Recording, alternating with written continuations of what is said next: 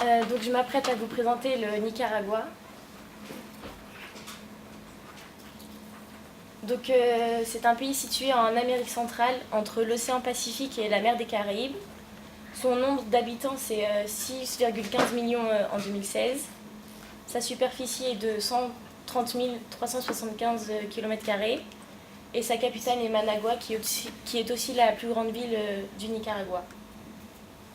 Donc son président c'est Daniel Ortega qui est membre du Front sandiniste de libération nationale et donc il est président de la République de 1985 à 1990 et également depuis janvier 2017.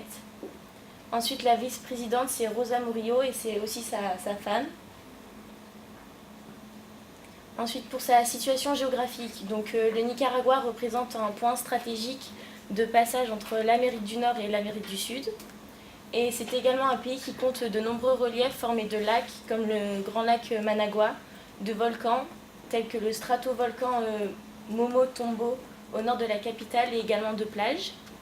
Donc par rapport à l'histoire du pays, donc c'est un pays qui a été colonisé par l'Espagne en 1522 par le conquistador Gil González d'Ávila. Donc c'est un pays qui devient indépendant le 15 septembre 1821. Et ça devient une république complètement souveraine en 1854.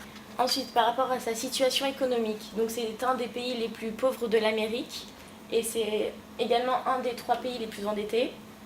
Donc c'est le pays le plus pauvre de l'Amérique latine suite au tremblement de terre survenu en 1972 dans la capitale de Managua, ainsi que les 2 guerres suivantes. Et son PIB est de 13,23 milliards de dollars en 2016. Donc par rapport aux fêtes importantes, donc il y a d'abord le 15 septembre qui correspond à la fête de l'indépendance et également il y a la Purísima qui se fête le 8 décembre et c'est une fête religieuse en honneur de la Vierge Marie et donc c'est la fête la plus importante au Nicaragua de l'année avec Noël.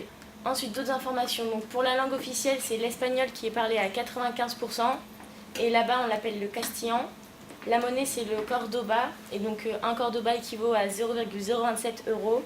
Et le climat, donc c'est un climat tropical qui alterne les saisons sèches de janvier à juin avec celle des pluies. Ensuite les activités principales, donc l'économie elle est axée sur l'agriculture, le secteur minier ainsi que la construction et les pêcheries. Et donc l'industrie du tourisme elle est en développement rapide. Ensuite les habitudes culinaires au Nicaragua, donc il y a les nacatamal.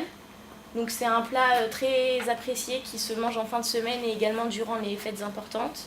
Et il y a également le gallo pinto, donc c'est le plat le plus populaire parce qu'il est peu coûteux et assez consistant. Donc voici les images, donc en haut les nacatamal et en bas le gallo pinto. Ensuite par rapport à l'éducation, donc le Nicaragua il s'est particulièrement distingué au début des années 1980 en initiant une campagne d'alphabétisation massive. Et donc de ce fait, le taux d'analphabétisme il a chuté de 53% à 13% selon l'UNESCO. Le sport local, donc un des sports proposés aux touristes, c'est la descente de volcans en luge, puisque comme je l'ai dit, il y a beaucoup de volcans dans les paysages du Nicaragua.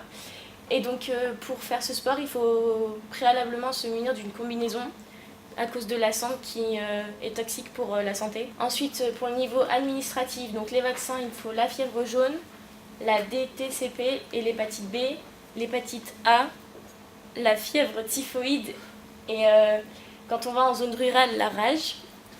Et donc les visas, il faut un passeport valide encore au moins 6 mois après la date de sortie du Nicaragua. Et pour un séjour supérieur à 90 jours, un visa sera nécessaire.